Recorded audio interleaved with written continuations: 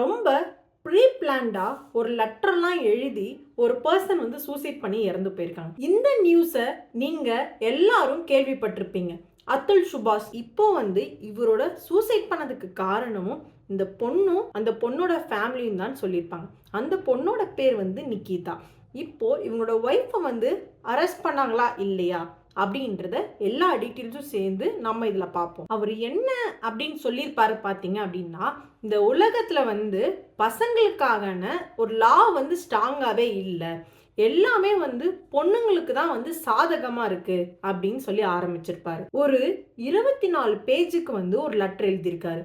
அது மட்டும் இல்லாமல் இவர் வந்து சாகிறதுக்கு முன்னாடி 1.5 மணி நேரம் வீடியோ எடுத்து அந்த ஸ்டோரி எல்லாமே எக்ஸ்பிளைன் பண்ணி சோஷியல் மீடியாவில் அப்லோடும் பண்ணியிருக்காரு. அதுல் சுபாஷ்க்கு நடந்தது என்ன? 2019 2024 வரைக்கும் அவர் வாழ்க்கையில் நடந்த எல்லா விஷயத்தையும் அந்த லெட்டரில் பாதி பேஜில் எழுதியிருக்காரு.